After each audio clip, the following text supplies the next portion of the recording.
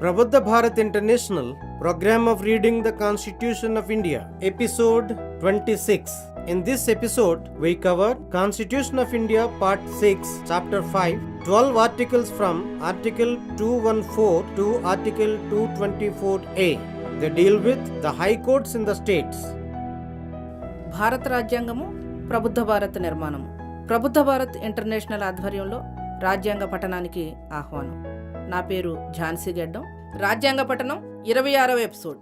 ఈ ఎపిసోడ్లో భారత రాజ్యాంగం 6వ భాగం 5వ అధ్యాయంలోని అధికరణ 214 నుంచి అధికరణ 224A వరకు 12 అధికరణలను విందాం. ఇవి రాష్ట్రాల హైకోర్టులకు సంబంధించినవి. 5వ అధ్యాయము రాష్ట్రములలో హైకోర్టులు. Chapter 5, the high courts in the states. Article 214, high courts for states. There shall be a high court for each state. అధికరణ 214 రాష్ట్రాలకు హైకోర్టులు. ప్రతి రాష్ట్రమునకు ఒక హైకోర్టు ఉండును. Article 215, high courts to be courts of record. Every high court shall be a court of record and shall have all the powers of such a court, including the power to punish for contempt of itself. అధికరణ 215 హైకోర్టులు court of రికార్డుగా ఉండుట. ప్రతి high court court of రికార్డుగా ఉండును. అది తన పట్ల స్వీయ ధిక్కారమునకు శిక్షించు అధికారముతో సహా అటువంటి కోర్ట్ ఆఫ్ రికార్డు గల అన్ని అధికారములు కలిగి ఉండును. Article 216, Constitution of High Courts.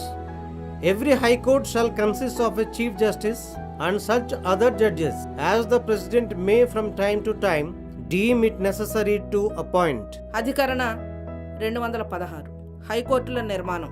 ప్రతి హైకోర్టు ఒక ప్రధాన న్యాయమూర్తితోనూ దేశాధ్యక్షులు ఎప్పటికప్పుడు ఆ హైకోర్టులో అవసరమని పరిగణించినంత మంది ఇతర జడ్జీలతో ఏర్పాటు చేయబడుతుంది. Article 217, Appointment and conditions of office of a judge of a high court. Clause 1, every judge of a high court shall be appointed by the president by warrant under his hand and seal, and shall hold office in the case of an additional or acting judge as provided in Article 224, and shall hold office in the case of an additional or acting judge as provided in Article 224, and in any other case until he attains the age of 62 years, provided that a judge may, by writing under his hand addressed to the president, resign his office. B, a judge may be removed from his office by the president in the manner provided in clause 4 of Article 124 for the removal of a judge of the Supreme Court. Clause C, the office of a judge shall be vacated by his being appointed by the president to be a judge of the Supreme Court, or by his being transferred by the president to any other high court within the territory of India. Clause 2, a person shall not be qualified for appointment as a judge of a high court unless he is a citizen of India and a has for at least 10 years held a judicial office in the territory of India, or b has for at least 10 years been an advocate of a high court or of 2 or more such courts in succession. Explanation. For the purposes of this clause, a, in computing the period during which a person has held judicial office in the territory of India, there shall be included any period after he has held any judicial office during which the person has been an advocate of a high court or has held the office of a member of a tribunal or any post under the union or a state requiring special knowledge of law. Explanation. A. In computing the period during which a person has been an advocate of a high court, there shall be included any period during which the person has held judicial office or the office of a member of a tribunal or any post under the union or a state requiring special knowledge of law after he has become an advocate. B. In computing the period during which a person has held judicial office in the territory of India or been an advocate of a high court, there shall be included any period before the commencement of this constitution during which he has held judicial office in any area which was comprised before the 15th day of August 1947 within India as defined by the Government of India Act 1935 or has been an advocate of any High Court in any such area as the case may be. Clause 3. If any question arises as to the age of a judge of a High Court, the question shall be decided by the President after consultation with the Chief Justice of India and the decision of the President shall be final. అధికరణ 217 ఒక high court న్యాయమూర్తి నియామకము పదవీ సంబంధ నియమాలు. Clause 1. ప్రతి high court న్యాయమూర్తి దేశాధ్యక్షుని సంతకము అధికార ముద్రతో కూడిన వారెంట్ ద్వారా నియమించబడతారు. సదరు హైకోర్టు న్యాయమూర్తి అదనపు లేదా యాక్టింగ్ న్యాయమూర్తి అయిన సందర్భంలో 224వ అధికరణలో వివరించినంత కాలావధి వరకు పదవిలో ఉంటారు. ఇతర సందర్భాలలో ప్రతి హైకోర్టు న్యాయమూర్తి తనకు 62 సంవత్సరముల వయసు నిండునంత వరకు పదవిని నిర్వహిస్తారు. పదవీ కాలం లోపు సబ్ క్లాజ్ ఏ ఒక న్యాయమూర్తి తన సంతకముతో కూడిన లేఖను దేశాధ్యక్షునికి సమర్పించి తన పదవికి రాజీనామా చేయవచ్చును.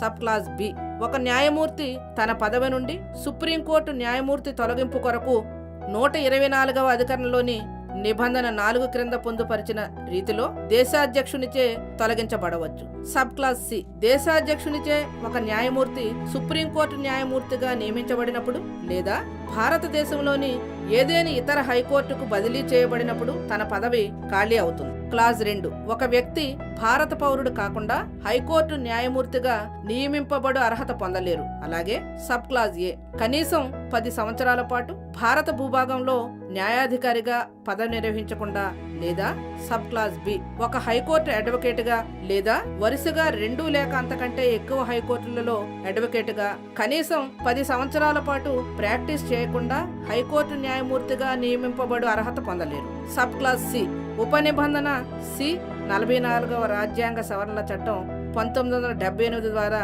తొలగించబడింది. విశదీకరణ ఈ నిబంధన ప్రయోజనాల నిమిత్తం ఏ ఒక వ్యక్తి భారత భూభాగంలో న్యాయాధికారి పదవి నిర్వహించిన కాలాన్ని లెక్కించడంలో అందులో ఆ వ్యక్తి న్యాయాధికారి పదవిని నిర్వహించిన తరువాత హైకోర్టు అడ్వకేటుగా ఉన్న ఏదేని కాలాన్ని లేక ఒక ట్రిబ్యునల్ సభ్యునిగా పదవిని నిర్వహించిన కాలాన్ని లేక యూనియను లేదా రాష్ట్ర ప్రభుత్వం క్రింద ప్రత్యేక న్యాయశాస్త్ర పరిజ్ఞానం అవసరమున్న ఏదేని పదవిని నిర్వహించిన కాలాన్ని చేర్చవలెను. సబ్ క్లాజ్ ఏ ఒక వ్యక్తి హైకోర్టు అడ్వకేట్గా ఉన్న కాలాన్ని లెక్కించడంలో వారు అడ్వకేట్ అయిన తరువాత న్యాయాధికారి పదవిలో లేదా ఒక ట్రిబ్యునల్ సభ్యుడి పదవిలో లేదా కేంద్ర లేదా రాష్ట్ర ప్రభుత్వంలోని ప్రత్యేక న్యాయశాస్త్ర పరిజ్ఞానం కావలసి ఉన్న ఏదేని పదవిని నిర్వహించిన కాలాన్ని చేర్చవలెను. సబ్ క్లాజ్ బి ఒక వ్యక్తి భారత భూభాగంలో న్యాయాధికారి పదవిని నిర్వహించిన లేదా హైకోర్టు అడ్వకేటుగా కాలాన్ని లెక్కించడంలో ఈ రాజ్యాంగ ప్రారంభమునకు ముందు భారత ప్రభుత్వ చట్టం 1935 ద్వారా నిర్వచించబడినట్లుగా 1947 ఆగస్టుకు పూర్వ భారతదేశంలో భాగంగా ఉన్న ఏదేని ప్రాంతంలో న్యాయాధికారి పదవిని నిర్వహించిన లేదా సందర్భానుసారం ఏదేని అట్టి ప్రాంతంలోని హైకోర్టు నందు అడ్వకేట్గా ఉన్న కాలాన్ని చేర్చవలెను. క్లాజ్ 3 ఒక హైకోర్టు న్యాయమూర్తి వయసు గురించి ఏదేని ప్రశ్న తలెత్తినప్పుడు ఆ ప్రశ్నను దేశాధ్యక్షులు భారత ప్రధాన న్యాయమూర్తితో సంప్రదించి నిర్ణయించవలెను. దానిపై దేశాధ్యక్షుడిదే అంతిమ నిర్ణయము. Article 218 Application of certain provisions relating to Supreme Court to High Courts. The provisions of clauses 4 and 5 of Article 124 shall apply in relation to a High Court as they apply in relation to the Supreme Court, with the substitution of the references to the High Court for references to the Supreme Court. అధికరణ 218 సుప్రీంకోర్టుకు సంబంధించిన కొన్ని నిబంధనలు హైకోర్టులకు వర్తించుట. అధికరణ 124లోని 4వ 5వ నిబంధనల ప్రావిజన్లు సుప్రీంకోర్టుకు వర్తించినట్లుగానే హైకోర్టుకు కూడా వర్తిస్తాయి. దీనికి రిఫరెన్స్ టు సుప్రీంకోర్టు అను పదాల బదులు రిఫరెన్స్ టు హైకోర్టు అను పదాలు వాడాలి. Article 219 Oath or affirmation by judges of high courts. Every person appointed to be a judge of a high court shall, before he enters upon his office, make and subscribe before the governor of the state or some person appointed in that behalf by him an oath or affirmation according to the form set out for the purpose in the third schedule. అధికరణ 219. High court న్యాయమూర్తులచే ప్రతిజ్ఞ లేక ప్రమాణం. High court న్యాయమూర్తిగా నియమించబడిన ప్రతి వ్యక్తి తన పదవిని చేపట్టడానికి ముందు రాష్ట్ర గవర్నరు లేదా గవర్నరు తరపున తనచే నియుక్తమైన వ్యక్తి సమక్షంలో 3వ షెడ్యూలులో ఈ నిమిత్తం పొందుపరిచిన ప్రమాణ నమూనా పత్రమును అనుసరించి ప్రతిజ్ఞ లేదా ప్రమాణము చేసి దానికి కట్టుబడి ఉంటానని ప్రకటించవలెను. Article 220. Restriction on practice after being a permanent judge.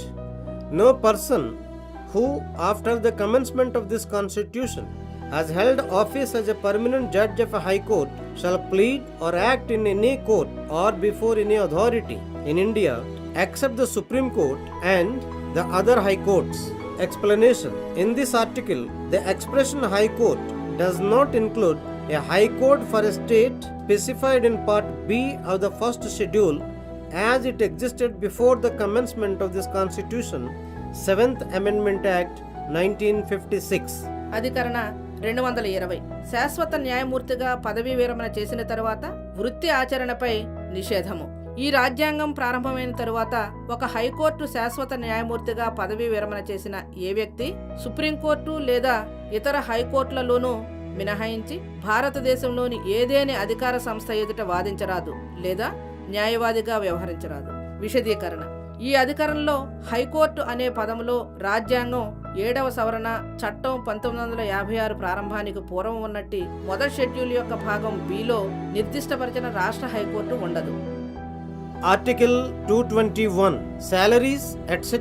of judges. There shall be paid to the judges of each high court such salaries as may be determined by Parliament by law and until provision in that behalf is so made, such salaries as are specified in the second schedule. Clause 2. Every judge shall be entitled to such allowances and to such rights in respect of leave of absence and pension as may from time to time be determined by or under law made by Parliament and until so determined to such allowances and rights as are specified in the second schedule, provided that neither the allowances of a judge nor his rights in respect of leave of absence or pension shall be varied to his disadvantage after his appointment. అధికరణ 221. న్యాయమూర్తుల వేతన భత్యములు మొదలగునవి. Clause 1. ప్రతి high court న్యాయమూర్తులకు parliament శాసనం ద్వారా నిర్ణయించినట్టి వేతనములు చెల్లించబడును. ఈ విషయంలో అట్టి నిబంధన చేయనంత వరకు 2వ షెడ్యూలులో నిర్దిష్టపరిచినట్టి వేతనములు చెల్లించబడును. క్లాజ్ 2. ప్రతి న్యాయమూర్తి పార్లమెంటు శాసనము ద్వారా లేదా పార్లమెంటు శాసనము క్రింద ఎప్పటికప్పుడు నిర్ణయించినట్టి భత్యములకు, సెలవు, పింఛన్లకు సంబంధించిన హక్కులకు అర్హులై ఉండును. అట్లు నిర్ణయించినంత వరకు 2వ షెడ్యూలులో నిర్దిష్టపరచినట్టి భత్యాలను పొందు హక్కులకు అర్హులై ఉండును. అయితే ఒక న్యాయమూర్తి భత్యములు గాని, సెలవు లేదా పింఛన్ విషయంలో హక్కులను గాని అతని నియామకము తరువాత అతనికి ప్రతికూల ప్రయోజనం కలిగేలా మార్చరాదు. Article 222. Transfer of a judge from one high court to another. Clause 1. The President may, after consulting with the Chief Justice of India, transfer a judge from one high court to any other high court. Clause 2. When a judge has been or is so transferred, he shall, during the period he serves after the commencement of the Constitution, 15th Amendment Act 1963, as a judge of the other high court, be entitled to receive, in addition to his salary, such compensatory allowance as may be determined by Parliament by law, and until so determined, such compensatory allowance as the President may by order fix. అధికరణ 222. ఒక high court నుండి మరో హైకోర్టుకు ఒక న్యాయమూర్తి బదిలీ. Clause 1. దేశాధ్యక్షుడు భారత ప్రధాన న్యాయాధీశునితో సంప్రదించిన మీదట ఒక న్యాయమూర్తిని ఒక హైకోర్టు నుండి ఏదేని ఇతర హైకోర్టుకు బదిలీ చేయవచ్చు. క్లాజ్ 2 అట్లు బదిలీ చేయబడి ఉన్నప్పుడు లేదా బదిలీ చేయబడినప్పుడు రాజ్యాంగపు 15వ సవరణ చట్టం 1963 ప్రారంభమైన తరువాత ఏదైనా ఇతర హైకోర్టు న్యాయమూర్తిగా పనిచేసిన కాలములో ఒక న్యాయమూర్తి తన వేతనమునకు అదనంగా పార్లమెంటు శాసనం ద్వారా నిర్ణయించినట్టి పరిహార భత్యం పొందుటకు హక్కుదారగును. అలా నిర్ణయించినంత వరకు దేశాధ్యక్షుని ఉత్తర్వు ద్వారా నిర్ణయించినట్టి పరిహార భత్యమునకు హక్కుదారగును. Article 223 Appointment of Acting Chief Justice. When the office of the Chief Justice of a High Court is vacant, or when any such Chief Justice is, by reason of absence or otherwise, unable to perform the duties of his office, the duties of the office shall be performed by such one of the other judges of the High Court as the President may appoint for the purpose. అధికరణ 223 విధి నిర్వాహక ప్రధాన న్యాయమూర్తి నియామకము. ఒక high court ప్రధాన న్యాయమూర్తి పదవి ఖాళీ అయినప్పుడు లేదా ఎవరైనా అట్టి ప్రధాన న్యాయమూర్తి హాజరు కానప్పుడు గాని లేదా ఇతర కారణం వల్ల గాని తన పదవి బాధ్యతలను నిర్వహించలేకపోయినప్పుడు ఆ పదవి బాధ్యతలు ఆ హైకోర్టులోని న్యాయమూర్తులలో నుండి ఈ ప్రయోజనం నిమిత్తం దేశాధ్యక్షులు నియమించినట్టు న్యాయమూర్తిచే నిర్వహించబడవలెను. Article 224 Appointment of additional and acting judges. Clause 1.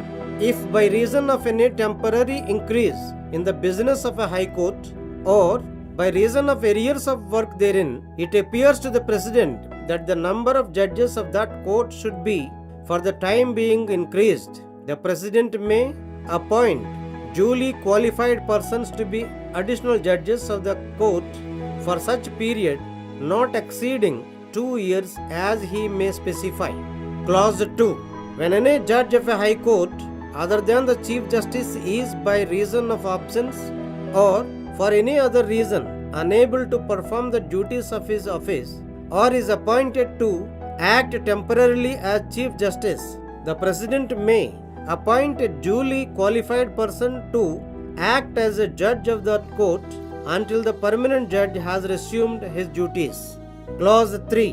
No person appointed as an additional or acting judge of a high court shall hold office after attaining the age of 62 years. అధికరణ 224 అదనపు విధి నిర్వాహక న్యాయమూర్తుల నియామకం. క్లాజ్ 1 ఒక హైకోర్టులో పని భారం తాత్కాలికంగా పెరిగినందువల్ల లేదా పరిష్కరించవలసిన దావాలు అధికముగా పెరిగిపోయినందువలన ఆ సమయానికి ఆ కోర్టులోని న్యాయమూర్తుల సంఖ్యను పెంచవలనని దేశాధ్యక్షుని కనిపించినచో దేశాధ్యక్షులు నిర్దిష్టపరచినట్టు 2 సంవత్సరముల కాలము దాటకుండా అర్హులైన వ్యక్తులను ఆ కోర్టులో అదనపు న్యాయమూర్తులుగా నియమించవచ్చును. క్లాజ్ 2 ప్రధాన న్యాయమూర్తి తప్ప హైకోర్టులోని ఎవరైనా ఇతర న్యాయమూర్తి హాజరు కాని కారణం వలన లేదా ఏదేని ఇతర కారణం వల్ల తన పదవీ బాధ్యతలు నిర్వహించలేకపోయినప్పుడు లేదా తాత్కాలికంగా విధి నిర్వాహక ప్రధాన న్యాయమూర్తిగా నియమించబడినప్పుడు ఆయన స్థానంలో శాశ్వత న్యాయమూర్తి విధులలో చేరినంత వరకు తగిన అర్హత గల వ్యక్తిని ఆ కోర్టు న్యాయమూర్తిగా దేశాధ్యక్షులు నియమించవచ్చును. క్లాజ్ 3 ఒక హైకోర్టులో అదనపు న్యాయమూర్తిగా లేదా విధి నిర్వాహక న్యాయమూర్తిగా నియమితులైన ఏ వ్యక్తి 62 సంవత్సరాల వయసు నిండిన తరువాత ఆ పదవిని నిర్వహించరాదు. Article 224A Appointment of retired judges at the sittings of high courts. Notwithstanding anything in this chapter, the Chief Justice of a high court for any state may, with the previous consent of the President, request any person who has held the office of a judge of that court or of any other high court to sit and act as a judge of the high court for that state, and every such person so requested shall, while so sitting and acting, be entitled to such allowances as the President may by order determine, and have all the jurisdiction, powers and privileges of, but shall not otherwise be deemed to be, a judge of that high court, provided that nothing in this article shall be deemed to require any such person as aforesaid to sit and act as a judge of that high court, unless he consents so to do. With this, episode 26 completes. అధికరణ 224 high court సమావేశములందు పదవి ముగిసిన న్యాయమూర్తుల నియామకము. ఈ అధ్యాయమునందున్న దేనితోనూ నిమిత్తం లేకుండా ఏదైనా రాష్ట్ర high court ప్రధాన న్యాయమూర్తి దేశాధ్యక్షుని ముందస్తు అనుమతితో ఆ కోర్టు లేదా ఏదైనా ఇతర హైకోర్టుల్లో న్యాయమూర్తిగా పదవి ముగిసిన ఎవరైనా వ్యక్తిని ఆ రాష్ట్ర హైకోర్టు న్యాయమూర్తిగా వ్యవహరించవలసిందిగా కోరవచ్చును. అట్లు కోరబడిన ప్రతి వ్యక్తి న్యాయమూర్తిగా సేవలు అందించుచున్నప్పుడు దేశాధ్యక్షుల ఉత్తర్వు ద్వారా నిర్దిష్టపరచు భత్యములకు హక్కు కలిగి ఉండును. సదరు న్యాయమూర్తి అట్టి హైకోర్టులో ఒక న్యాయమూర్తికి గల అధికార పరిధిని, అధికారములను మరియు విశేషాధికారములన్నిటినీ కలిగి ఉండును. అంతేకాని తాను అన్యదా ఆ హైకోర్టు న్యాయమూర్తిగా భావించబడరాదు. అయితే ఈ అధికారంలో ఉన్నదేది ఈ ముందు పేర్కొనినట్టి ఏ వ్యక్తిని గాని తాను సమ్మతించిననే తప్ప హైకోర్టు విధి నిర్వాహక న్యాయమూర్తిగా కూర్చొని పనిచేయమని ఆదేశించినదిగా భావించరాదు. ఇంతటితో రాజ్యాంగ పఠనం 26వ ఎపిసోడ్ సమాప్తం.